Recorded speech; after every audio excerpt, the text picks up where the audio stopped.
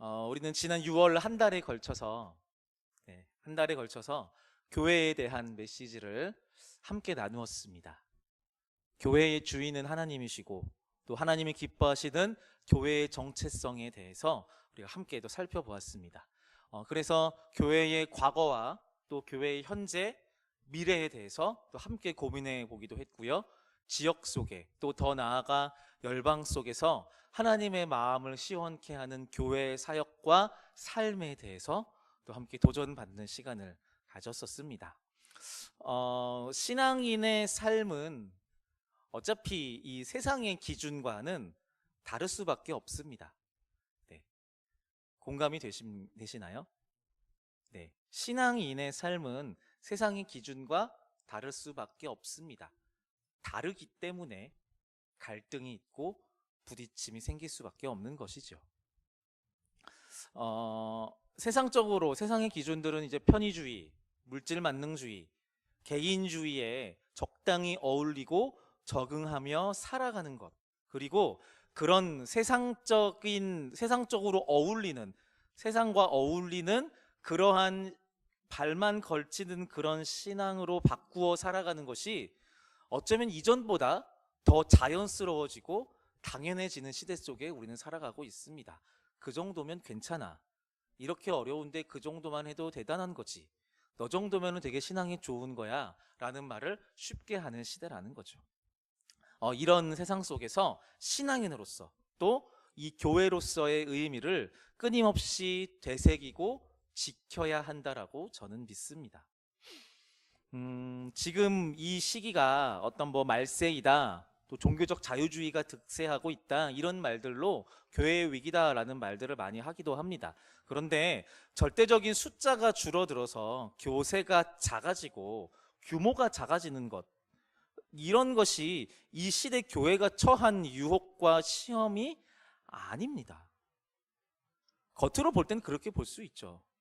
규모가 작아지는 것, 사람이 적어지는 것, 가득 찼던 예배당이 점점 사람이 없어지는 것, 네, 그런 것들을 보고 아, 진짜 교회가 위기에 처했구나 라고 말할 수도 있는데요, 영적으로는 그것이 진짜 위기가 아닙니다. 우리가 처한 진짜 유혹과 시험은 교회 공동체가 세상 권세에 의해서 무기력해지고 하나 둘씩 포기하는 것들이 많아지고 또 숨어 들어가는 것, 이런 것이 진짜 교회의 위기라고 할 수 있습니다. 우리의 대적은 이것입니다. 코로나 시대를 포함하여 이 영적 도전의 기로에 서 있는 교회된 저와 여러분들이 몇 년, 몇십 년이 지나서 지금 2021년을 돌아보았을 때 우리는 그 예전에 그때도 여전히 사랑을 분별하여 지혜롭게 공동체로 모였다, 하나님께 자랑할 만한 우리의 신앙을 굳건하게 하며 살았다라고 고백할 수 있는가?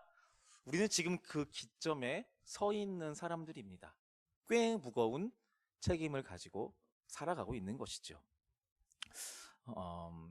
오늘은 이 영신교회에 보내는 편지 그 두 번째 시간입니다. 갈라디아 교회에 보낸 편지입니다. 갈라디아서이니까요. 오늘의 이 편지의 내용은요, 우리의 신앙 본질에 대한 이야기입니다. 정체성에 대한 것이고요, 신앙의 시작에 대한 것입니다. 갈라디아서의 교훈을 이 말하기 전에 예수님이 만난 사람들에 대한 이야기를 좀 이렇게 몇 가지 좀 이렇게 자세하게 좀 들여다보고 싶습니다. 우리가 이미 잘 알고 있는 사람들이고요, 여기저기에서 교훈들을 들어봤을 법한 이야기입니다. 그런데 오늘은 거기에서 한 발자국만 더 나아가서 생각을 좀 같이 해보고 싶습니다. 세 명을 소개할 것입니다. 먼저 소개할 사람은 마가복음 5장 2절과 8절에 소개되어지는 사람입니다. 제가 읽어볼게요. 이렇게 기록되어 있습니다. 더러운 귀신 들린 사람이 무덤 사이에서 나와 예수를 만나니라. 예수께서 이미 그에게 이르시기를 더러운 귀신아, 그 사람에게서 나오라 하셨습니다. 한 사람이 등장합니다. 누구죠? 네, 예수님 등장하고요. 네, 예수님 말고 누가 등장하죠? 귀신 들린 사람이 등장합니다. 귀신 들린 자. 귀신 들린 사람을 혹시 보신 적이 있으신가요? 손 들지 마시고요. 오른쪽 눈을 깜빡이시겠어요? 네.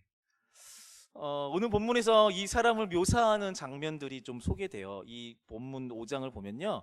일단 이 사람이 거주하는 곳이 무덤과 무덤 사이래요. 무덤과 무덤 사이가 무슨 말이에요? 묘지라는 말이에요. 묘지에서 살고 있대요. 얼마나 펄쩍펄쩍 날뛰는지 사람들이 그를 쇠고랑으로 몇 번이나 채워놨었는데 그때마다 그 쇠사슬을 스스로 끊어버렸대요. 그리고 이 무덤 사이에서 또 산 여기저기에서 밤낮 할 거 없이 마구 소리를 막 지르면서 막 자해를 하고 다녔대요. 막 피를 뚝뚝뚝 흘리면서 소리를 지르면서. 자, 마을 사람들은 이 귀신 들린 사람을 처음부터 꽤 오랫동안 계속 봐왔겠죠. 어떤 생각을 했을까요? 이 사람을 보면서, 귀신 들린 사람을 보면서 어떤 생각을 했을까요? 뭐 정도의 차이는 있겠지만, 그리고 경험의 차이는 있겠지만 대부분은 이 사람을 꺼려했을 것입니다. 피했겠죠. 무섭기도 하고요. 뭐를 어떻게 해줄 것도 없고요. 귀신 들린 사람이니까 뭐 쇠사슬도 이렇게 다 끊었으니 힘도 세 보이니까 장정들이 이렇게 붙든다고 될 문제도 아닌 것 같아요. 그래서 거의 그냥 놔뒀을 것입니다. 어떤 사람은 혹시 그 마을 안에 이 사람이 귀신 들리기 전에 어떤 모습이었는지를 기억하고 있는 사람도 있을 것 같아요. 태어날 때부터 귀신 들린 건 아니었을 테니까. 네. 그러면서 저 사람이 예전에 안 저랬는데 라고 하면서 불쌍히 여기는 사람도 있었겠네요. 좋습니다. 어쨌든 자, 이 귀신 들린 사람의 이 모습은요, 그 마을 안에 있는 다른 사람들로 하여금 불편함을 만들었고요, 두려움을 만들어냈고요, 불쌍함을 야기했습니다. 일반적이지 않은 모습이었지만 중요한 것은 그렇다고 이 사람이, 이 귀신 들린 사람이 마을 사람들한테 비난의 대상이 되었을까? 비난의 대상이 되었을까? 어떻게 생각하세요? 그러진 않았을 것 같아요. 아까 말씀드렸지만 불편한, 두려움, 불쌍함의 대상이 되었을 뿐 이 사람을 향해서 비난하는 사람은 그렇게 있지 않았을 거예요. 물론 피해를 당한 사람은 화도 났겠지만 화를 분노로 내봤자 아무런 마땅한 반응도 하지 않는데 내서 뭐합니까? 피하는 사람이 있고 불편하게 여긴 사람이 있을지언정 비난하는 사람은 없었을 겁니다. 왜냐하면 이 사람은 귀신이 들린 사람이기 때문이에요. 귀신 들린 자이기 때문에. 이유는 모르지만 귀신 들린 사람이기 때문에 나와 같은 정상적인 사람이 아니기 때문에 그를 감히 바꾸려고 하지 않습니다. 그냥 내버려 둡니다.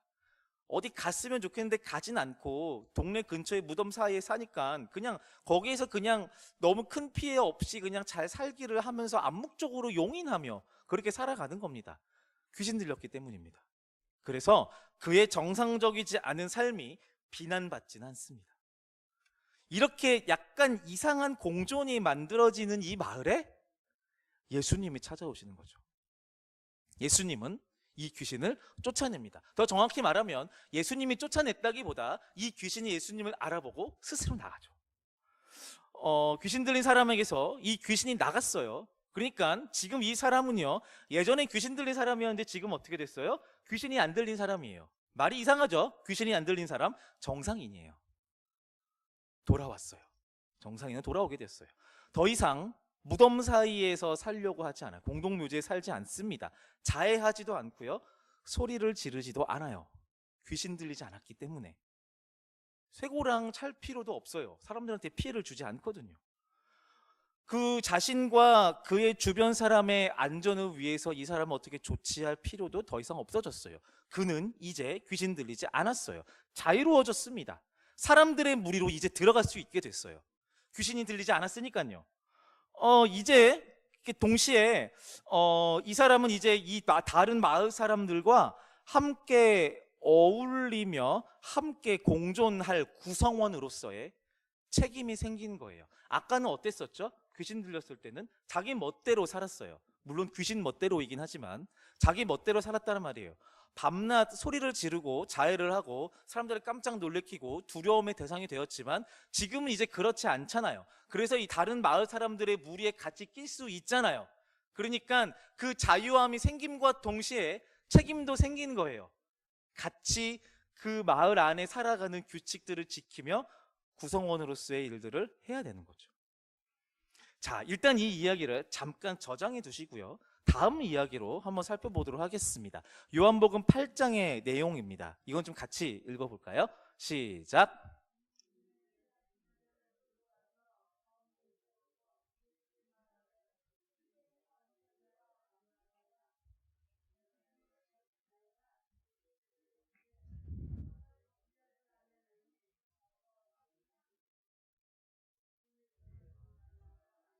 네. 또 한 사람이 등장하죠? 누구죠? 가늠한 여인이 등장합니다. 앞에 귀신 들린 사람처럼 이 여인도요, 정상적인 삶을 사는 사람은 아닌 것 같아요. 그렇죠? 죄를 지었어요. 그 죄에 대해서 이제 책임을 져야 하는 상황을 목전에 두고 있는 것입니다. 죄의 대가는 죽음이거든요. 돈 때문인지 아니면 어떤 사정이 있는지 기구원 가정의 불행 때문인지는 소개되지 않습니다. 어떤 이유이든 간에 그것 때문에, 그 이유 때문에 이 여인이 저지른 간음이라는 죄는 용납되고 인정받을 수 있는 죄가 아니에요. 그건 분명한 죄입니다. 정죄 당해야 하는 죄인 것이 분명한 거죠. 자, 이 여인에게 누가 오죠? 예수님이 찾아오십니다. 예수님은 이 여인으로 하여금 모든 정죄의 상황에서 해방시켜 주십니다. 나중에 시간이 되면 한번 읽어보시면 좋겠는데요. 예수님께서 이 여인을 돌로 쳐 죽이기 위해 모여있는 사람들 가운데 들어가가지고 바닥에 뭘 쓰세요. 뭘 썼는지는 아직도 신학적으로 분분해요. 신경 쓰지 마시고요. 한 다음에 한마디로 하시죠. 너희 중에 죄 있는 자가 죄 없는 자가 돌로 치라. 잘 들어보세요. 너희 중에 죄 없는 자가 돌로 치라라고 해요. 그런데 모두 돌을 다 내려놓고 다 도망가요. 무슨 말이에요? 죄 없는 자가 아무도 없다라는 거예요. 내가 죄인이기 때문에 죄인인 저 여인을 정죄할 자격이 없다라는 거예요.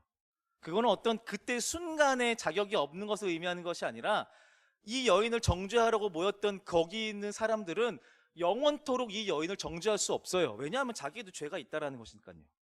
사람들이 다 물러가고요. 여인과 예수님만 남아요. 여인은 이제 살았다라고 하는데 한 명이 남아있죠. 예수님이 남아있어요. 나를 정죄할 수 있는 사람들이 다 물러갔는데 이 예수라는 사람은 나를 정죄할 자격이 있는 것 같아요. 왠지 죄를 안 지은 것 같거든요. 실제로 예수님은 죄가 없으셨고요. 그 많은 사람 중에 이 여인을 정죄할 수 있는 유일한 사람은 아마 예수님이었을 거예요. 죄가 없으니까요. 근데 예수님이 여인에게 물어보죠. 너를 정죄하던 사람들이 어디 갔니? 여인이 말합니다. 아무도 없습니다. 예수님이 이렇게 말씀하십니다. 나도 너를 정죄하지 않을 거야 라고요. 네, 지금 제가 어떻게 말씀드렸냐면 이 여인을 예수님이 만나서 이 여인을 정죄하는 사람이 아무도 없게끔 만들어 주셨다라고 표현했어요. 죄로 인해서 그 대가인 죽음을 맞이해야 하는 사람인데 이 여인의 죄를 없애주신 거예요. 정죄하는 사람이 아무도 없으니 죄가 없어지는 거예요. 예전엔 죄인이었지만 이제는 죄인이 아닌 거예요. 다시는 죄를 짓지 말라니 예수님의 마지막 음성만 남겨져 있고 그녀의 죄를 기억하는 모든 상황이 이제 해결되는 거예요. 비슷합니다. 아까랑. 귀신 들렸으나 귀신에서 해방돼서 일반 사람들의 무리로 들어갈 수 있었던 사람이 있었죠. 똑같아요. 죄가 있었으나 이제 죄가 없어져서 다른 사람들과 같이 살아갈 수 있는 삶이 이 여인 앞에 펼쳐져 있는 것입니다. 죄에 매였던 인생이 자유로운 인생으로 바뀌었습니다. 이것도 저장해 두시고요. 세 번째 사람 만나보도록 하겠습니다. 마가복음 1장 40절과 41절의 말씀을 같이 보겠습니다. 시작. 간구하여 이르되 원하시면, 네, 다음이요. 원하시면 저를 깨끗하게 하실 수 있나이다. 내가 원하노니 깨끗함을 받으라 하시니. 어떤 이유로 이 사람이 이 병을 얻게 됐는지는 소개되지 않아요. 그런데 나병이라고 하는 것은 당시 사람들로 하여금 부정하다라는 평가를 듣게 만드는 병이었어요. 그리고 정결하지 못한 부정한 것은 그도 모르는 어떤 죄 때문이라고 사람들에게 암묵적으로 동의되던 것이죠. 즉, 이 나병 환자는 뭔진 모르지만 자신의 어떤 죄로 인해 이 나병을 얻게 됐고 그 죄의 대가를 치르는 삶을 살고 있어요. 그의 삶은 송두리째 빼앗기죠. 사랑하는 가족과 친구, 이웃들과 대화조차 할 수 없는 처량한 인생을 살아가고 있는 것입니다. 가족이 있었는데요, 가족이 사라졌고요. 친구가 있었는데 친구가 사라진 것입니다. 왜냐하면 그는 나병 환자이기 때문입니다. 행복한 인생을 선택할 자유를 박탈당한 이 나병 환자 역시 예수님을 만납니다. 예수님의 만지심과 또 치유하심으로 나병에서 해방됩니다. 그는 이제 더 이상 병자가 아닙니다. 병에서 노임받았습니다. 나병 환자이기 때문에 나병 환자들과 함께 살아가는 무리에서 살아야 하는 사람이었지만 이 나병이 다 나았기 때문에 가족들과 친구들과 예전처럼 다시 살아갈 수 있는 자유가 생긴 것입니다. 이제 그는 행복한 삶을 선택할 자유를 다시 부여받게 됩니다. 세 가지 이야기를 함께 보았습니다. 기억나시나요? 기억 안 나시면 다시 돌아가야 됩니다. 자, 귀신 들린 사람에 대한 얘기를 했고요. 가늠한 여인에 대한 얘기를 했고요. 나병 환자에 대한 이야기를 함께 나누었습니다. 자신의 선택으로 말미암았든 자신도 모르는 사이에 그러했든 그들은 모두 자신의 인생의 자유를 박탈당한 사람들이었습니다. 귀신으로, 죄로, 질환으로 인해 매인 인생을 살았던 사람들이에요. 자, 이 사람들이 예수님을 만납니다. 그리고 자유를 다시 회복합니다. 그들을 고통스럽게 하던 이유인 귀신, 죄, 이 병을 예수님이 모두 가져가셨습니다. 걷어가셨습니다. 매여있던 그들은 그 매인 것이 없어졌으니 이제 자유로워졌습니다. 이들은 자신들의 힘으로 결코 쟁취할 수 없었던 그 자유를 예수님의 오심과 행하심을 통해서 온전하게 선물 받게 된 것이죠. 이제 그 자유로운 삶을 살 수 있게 되는 것입니다. 자, 질문을 던집니다. 한 단계 더 나간다 그랬었죠? 이들은 이제 자유로워졌죠. 자유로워진 이들의 이후의 삶의 모습은 어떠했을까요? 귀신 들렸다가 귀신에서 해방된 이 사람의 그 이후의 삶은 어떠할까요? 모든 죄인을 물리치시고 스스로도 정죄하지 않으셨던 예수님으로 인해 자유함을 누렸던 이 여인은 이후에 어떻게 살았을까요? 나병에서 고침받은 이 나병 환자는 어떻게 살았을까요? 답을 못 하시는 걸 보니 성경을 제대로 안 읽으셨군요. 성경에는 소개되지 않습니다. 이들의 이후의 삶에 대해서 전혀 언급하지 않습니다. 다만 우리는 기대합니다. 무엇을 기대해요? 해피엔딩을 기대합니다. 이런 거요. 동화의 마지막에 나오는, 그래서 그 공주님과 왕자님은 행복하게 살았답니다. 이런 것들을 기대합니다. 왜요? 성경에서 소개되는 예수님으로 인해 기적을 입은 사람들의 삶의 모습일 테니 이왕이면 좋게 행복하게 살았으면 좋겠다라는 기대를 갖는 거죠. 이게 우리가 바라는 성경의 결말에 대한 이야기입니다. 아까 말씀드렸지만 성경에서는 이들이 그 후에 어찌 되었다라는 이야기를 다루지 않습니다. 사실은 이 세 사람의 이야기뿐만이 아니라 성경 전체의 이야기를 다루는 방식이 거의 이와 비슷합니다. 그러니까 이렇게 말하면 좋을 것 같아요. 애프터 서비스가 별로입니다. 말하지 않아요. 하나님을 만나고 은혜를 누리고 자유를 누린 사람들의 이후의 이야기에 대해서 소개하는 것에 인색한 책이 성경입니다. 구약에서 욥기라는 이 책만 조금 예외예요. 하나님의 저주를 받아서 고난받던 욥이 하나님을 직접 뵙고 그의 모든 가산과 가족이 회복되는 것으로 욥기는 되게 깔끔한 결말을 맞이합니다. 그런데 욥기에서 나오는 이 욥이라는 사람이요, 진짜 실존한 인물이었는지 아니면 가상의 인물인지는 아직도 신학적으로 좀 분분합니다. 논란이 좀 있어요. 자, 무슨 말이냐? 정리해보면 하나님을 만난 하나님의 사람들이 각자가 겪었던 그 구원 사건 이후의 이야기를 성경에서 말하지 않는 경우가 훨씬 많다라는 겁니다. 근데 이걸 조금 해석해보면 이렇게 우리가 해석할 수도 있을 것 같아요. 그들의 이후의 이야기를 언급하지 않는다. 은혜의 사건 이후의 이야기를 구구절절 이야기하는 것이 지금 이 생명의 책을 읽고 있는 신앙인인 저와 여러분들에게, 우리에게 별로 무의미한 것은 아닐까? 은혜를 입은 사람들의 이후의 인생 이야기를 우리가 아는 것이 왜 무의미한가? 질문입니다. 어떻게 생각하시나요? 이 세 사람의 이후의 이야기를 성경에서 소개하고 있지 않습니다. 이 이야기에 대해서 여러분들은 관심이 많으십니까? 궁금하십니까? 깔끔하게 끝이 나지 않는 이 이야기 때문에 혹시 답답하신 분은 안 계십니까? 아니면 혹시 뭐 상관없어 라고 생각하시는 분도 계시나요? 중요한 것은 그들이 예수님을 만났고 회복되었다라는 것입니다.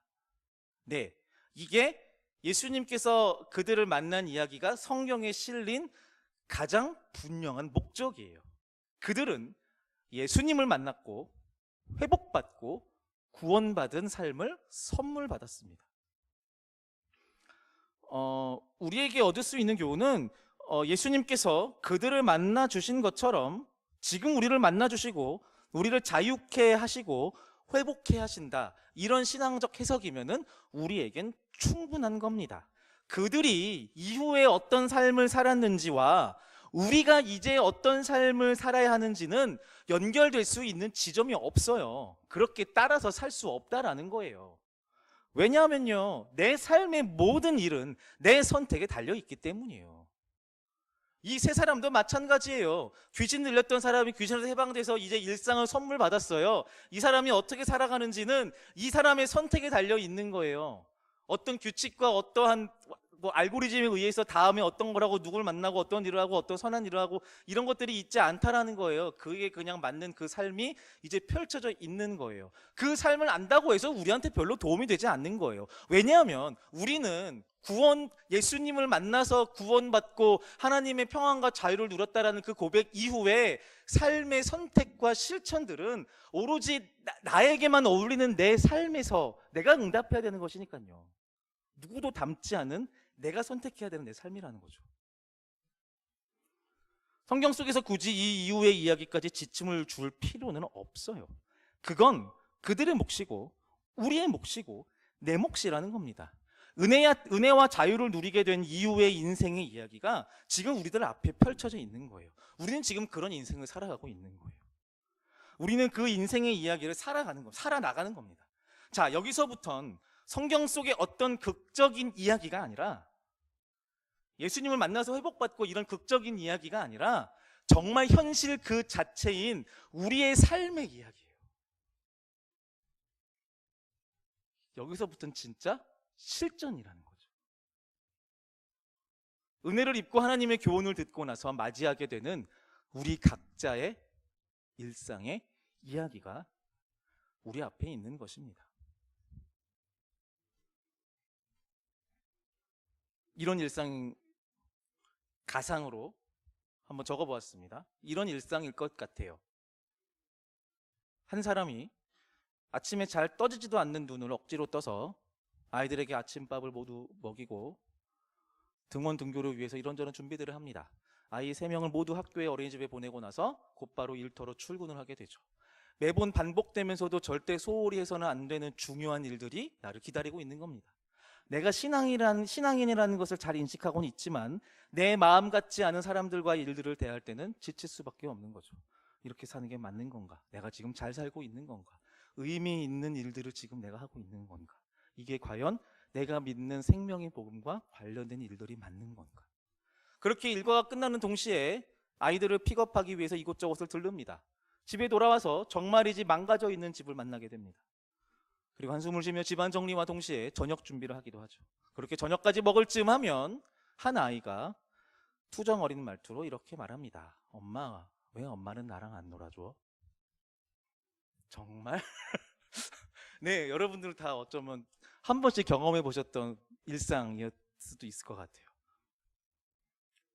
내 인생은 왜 이런가? 내 신앙은 왜 이런가? 나는 왜 이리도 약하고 불안하기만 하는가? 내가 믿는 하나님, 은혜의 감격이란 무엇인가? 기억이 가물가물. 아, 그때 나 좀 뜨거웠었는데. 그때 난 은혜 충만했었는데.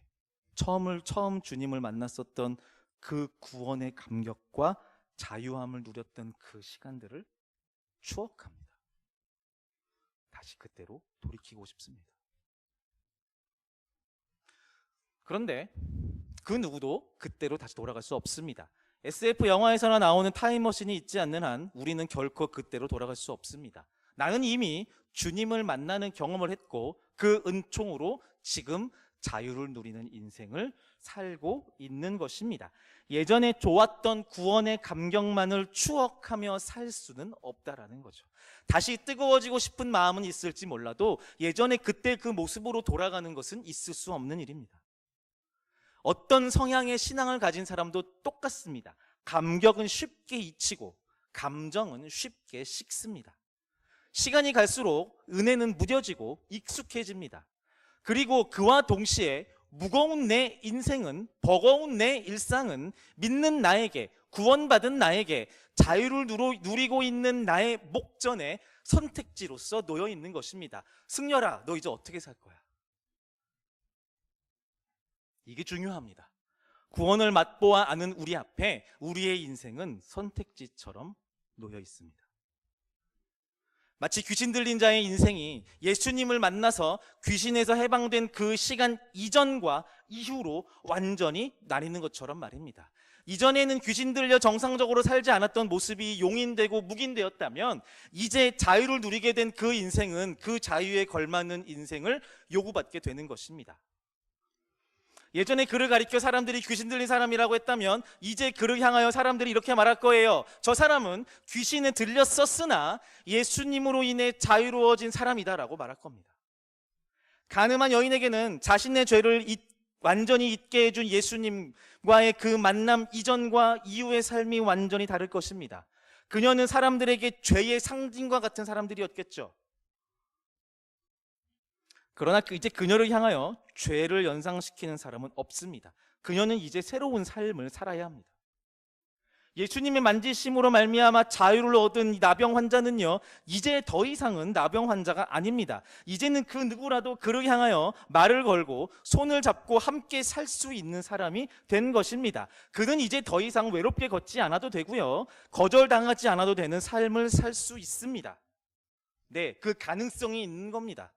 자, 귀신 들렸던 사람도, 간음했었던 여인도, 나병 환자였던 이 사람도 이제 그들의 삶은 전적으로 그들 앞에 그들의 선택지에 놓여 있다는 것입니다. 우리는 어떻습니까? 우리의 모습은 어떻습니까? 우리가 함께 예배하고 있는 저와 여러분들은 적어도 이 구원의 감격과 예수 그리스도를 구주로 믿는 참된 구원의 삶을 살고 있다라고 믿습니다. 그러신가요? 아멘 안 하시면 좀 곤란합니다.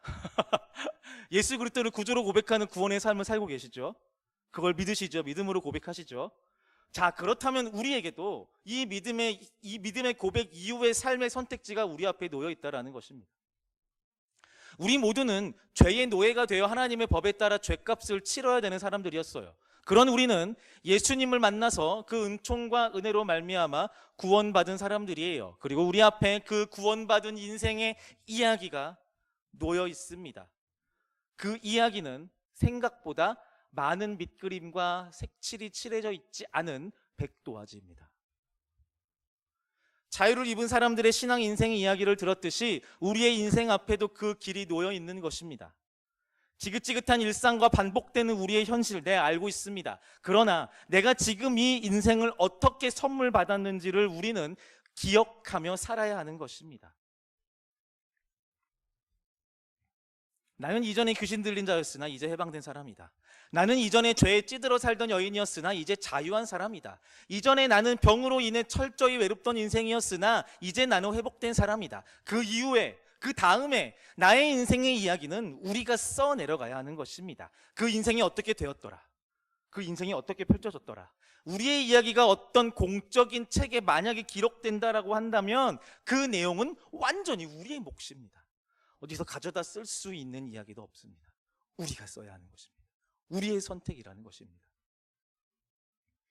저절로 되지 않습니다. 이 말을 꼭 기억하시기를 바랍니다. 우리의 믿음과 은혜의 경험이 우리 인생을 저절로 매일 같은 은혜 충만한 인생으로 이끌지 않는다라는 것입니다. 하지만 그 은혜의 경험은 우리로 하여금 선택하는 힘을 제공해 줍니다.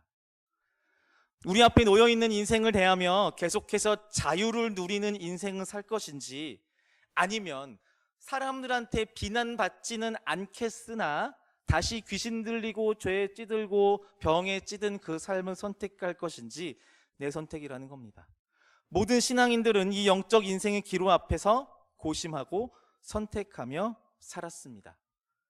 우리만 고민하는 것이 아닙니다. 아무리 신앙의 경력이 오래되었고 소위 믿음이 강한 사람이라도 모든 신앙인들은 각자의 인생의 선택지 앞에 아마 매 순간 매 한 발자국 한 발자국마다 선택하며 살았을 것이고요. 그 선택에 대해서 영적인 책임을 지며 살았을 것입니다. 그리고 지금 2021년에 우리가 이렇게 함께 예배하고 있는 교회가 존재할 수 있는 것입니다. 오늘 본문은요, 갈라디아 교회에 보내는 바울의 편지입니다.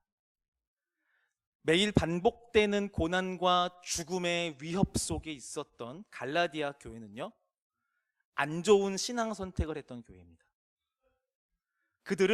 갈라디아 교회는요, 예수님으로부터 받은 자유를 뒤로하고 예수님 이전에 율법주의의 신앙으로 회귀하는 선택을 하는 사람들이 늘어났었어요. 왜 그랬을까요? 간단합니다. 그래야 율법주의에 취해 있는 강경파 유대인들의 살해 위협 속에서 벗어날 수 있었기 때문입니다. 그래야 조금은 이 현실에 발붙이며 살 수 있을 것 같기 때문입니다. 그냥 적당히 적응하며 살려면 그때로 돌아가야만 했었던 것입니다. 이들을 향하여 바울이 외칩니다. 그리스도께서 우리를 해방시켜 자유로운 삶을 살게 해주셨습니다. 그러니 굳게 서십시오. 그 누구도 다시는 여러분에게 종의 멍에를 씌우지 못하게 하십시오. 갈라디아 교회 교인들이 마주하는 삶의 현실이 객관적으로 볼 때 행복을 추구하거나 안정된 삶이 절대 아니었을 것입니다. 그러나 예수님의 십자가의 은혜로 말미암아 죄로부터 완전히 해방된 자유로운 삶을 살게 되었다라고 바울은 갈라디아 교회 교인들에게 힘주어서 말하고 있습니다. 그리고 부탁합니다. 명령인지 부탁인지 잘 모르겠는데 그 중간에 어느 정도인 것 같아요. 다시는 그 누구도 당신들에게 죄의 멍에를 씌우도록 그냥 냅두지 말라는 겁니다. 이 어조를 좀 잘 살펴보시기를 바라요. 믿음의 선포 이런 게 아니에요. 이미 되었다라는 말도 아니에요. 네, 믿음의 고백은 우리가 믿음의 선포로 하는 것이죠. 예수 그리스도가 우리의 구주이다. 믿음의 선포이죠. 그런데 지금 바울이 갈라디아 교인들에게 말하고 있는 것은 다시는 종의 멍에를 매지 마십시오라고 얘기하고 있어요. 이 권면과 명령에 응답해야 되는 사람들은 갈라디아 교회 교인들이에요. 이 응답의 선택은 오로지 그들에게 달려 있는 거예요. 아무리 바울이라도 그들을 강제할 수 있는 게 아니라는 거죠. 그 구원의 은총을 무의미하게 만들지 말라고 부탁합니다. 율법의 정죄에서 자유케 해주신 예수님의 구원 사역을 다시 돌아가서 쓸모없게 만들지 말라라고 부탁하고 있는 것입니다. 담대하게 그 삶을 마주하며 살라고 권면합니다. 포기하지 말라고요.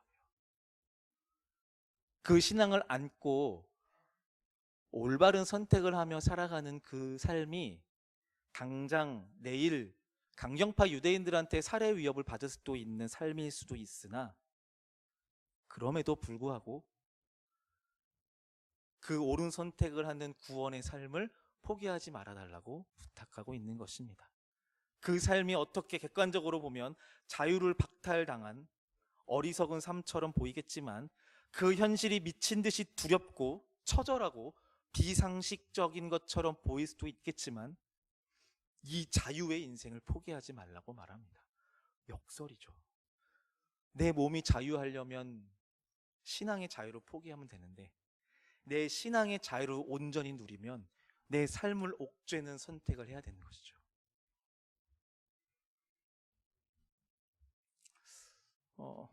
위로가 되시지 않나요? 지금 우리만 그런 건 아니었구나. 이때도 그랬구나. 라는 생각이 안 드시나요? 이 바울의 목소리는 지금 이 시대를 살아가는 저와 여러분들에게도 동일하게 울려 퍼지고 있다라고 믿습니다. 우리는 예수님을 믿고 그의 구원 사역의 최대 수혜자이며 내 모든 죄로부터 구원을 받았다라고 믿는 사람들입니다.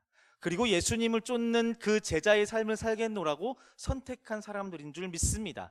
그 은총을 기억하는 것만큼, 그 자유의 기쁨을 누리는 것만큼 이 세대의 현실적인 유혹과 사단 마귀의 공격에 피 흘리고 지쳐 있는 것이 또한 우리의 삶인 줄 압니다. 그러나 우리는 이 신앙의 자유의 인생을 포기해서는 안 됩니다. 어떠한 경우에도 다시 이전으로 돌이키려고 해서는 안 됩니다. 하나하나 다 알 수는 없을 것 같습니다. 특히나 청년들을 많이 만나고 이야기를 듣는 저에게 이제 어르신 분들과 집사님, 권사님의 삶의 이야기를 잘 듣지 못하기 때문에 구체적으로 어떠한 삶의 고난들과 어려움들이 있는지 잘 알지는 못합니다. 한 가지는 확실합니다. 온전히 100% 행복한 분들은 없을 것 같습니다. 각자의 삶의 무게를 안고 신앙과 싸우며 지금도 살아가시는 여러분들이라고 생각됩니다. 그냥 하는 말이 아니라 잘하고 계십니다.